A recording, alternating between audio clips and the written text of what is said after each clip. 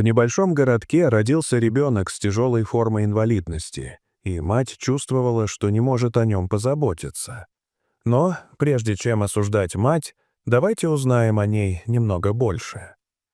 Она была не просто матерью, которая не могла заботиться о ребенке.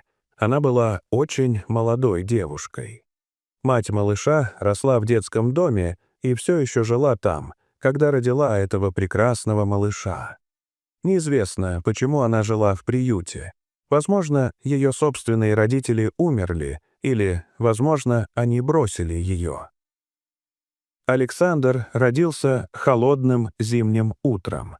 Это был красивый мальчик с чудесной улыбкой. Когда он появился на свет, он плакал и был весь розовый. Медсестры могли сказать, что он был сильным и здоровым, однако было в нем что-то совсем другое. Маленького Саша ничего не видел. Никто не мог в это поверить.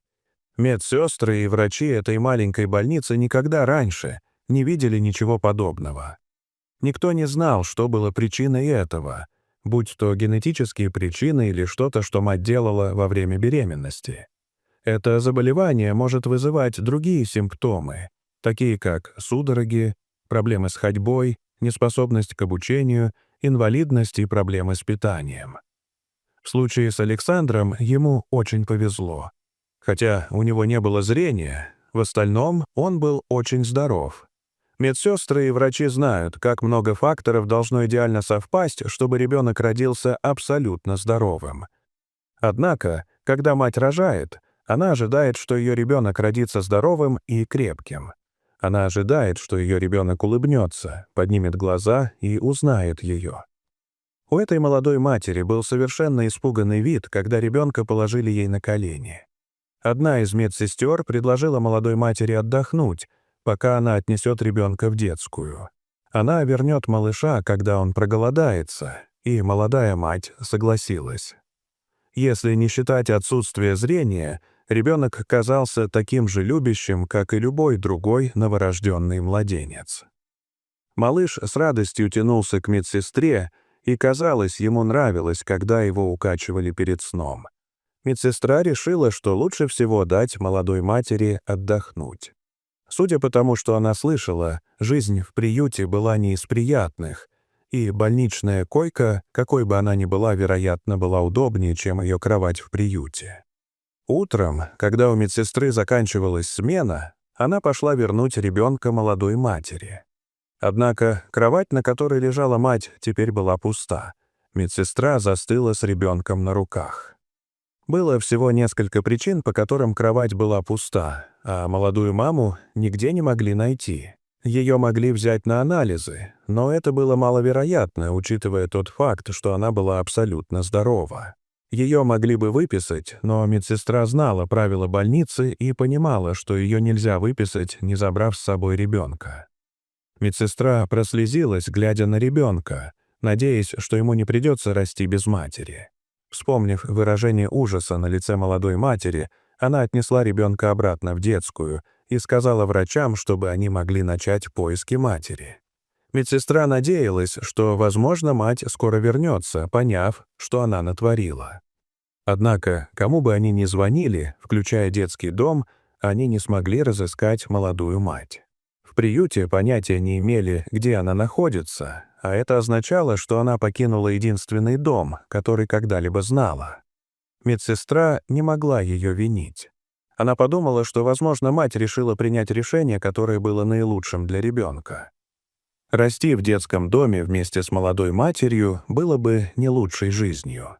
Однако, если бы больница не смогла найти пару, которая согласилась бы усыновить ребенка, то не было бы никакой надежды на то, что у малыша будет какая-то другая жизнь.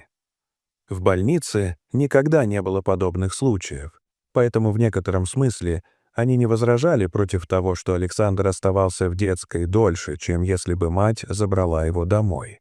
Это дало им возможность получше изучить его состояние. Хотя они и узнали больше о его состоянии, они также были удивлены тем, насколько сильным и здоровым был Александр.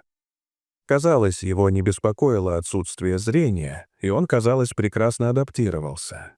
По мере того, как он рос, он, казалось, достигал всех своих целей, как это было бы, если бы он не был инвалидом. Он улыбался, поворачивал голову на звуки и вскоре начал переворачиваться и ползти. Хотя он и не мог видеть, он научился пользоваться руками, чтобы узнавать свои игрушки, и, казалось, тянулся к рукам тех, кто подходил к нему через некоторое время, узнавая их. Все гордились им, но понимали, что не могут допустить, чтобы он рос в больнице. Они тоже не хотели отдавать его в приют, и поэтому больница сделала все возможное, чтобы найти ему приемную семью.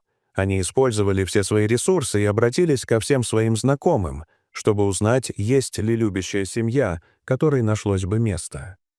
Город был небольшим, но они сообщили об этом в крупные города и некоторым своим международным знакомым. Когда они опубликовали историю Александра в средствах массовой информации, они были приятно удивлены, услышав истории семей, воспитывающих детей с отсутствием зрения. Эти истории начали публиковаться в средствах массовой информации, и люди начали узнавать не только об их состоянии, но и о том факте, что эти дети могут жить счастливой и нормальной жизнью. Они заслуживали любви не меньше, чем дети, которые родились здоровыми. Хотя маленького Александра еще не усыновили, уже были семьи, которые проявили к нему интерес и начали посещать больницу, чтобы узнать, подходит ли он для их семьи. В больнице очень надеются, что Александра скоро усыновят. Он очаровал почти каждую семью, с которой встречался. Хотя процесс усыновления очень сложный, есть несколько семей, которые уже начали процесс, чтобы узнать, имеют ли они право усыновить Александра, и вскоре он должен найти свою новую семью. Люди с ограниченными возможностями точно так же заслуживают любви, семьи и нормальной жизни, как и те, у кого их нет. Хотя в жизни маленького Александра произойдут некоторые перемены, он уже доказал, что будет сильным и будет улыбаться, несмотря ни на что. Дорогие зрители, что вы думаете об этой истории? Расскажите, пожалуйста, в комментариях. А если вам понравилось это видео, то ставьте лайк и подписывайтесь на наш канал. До свидания.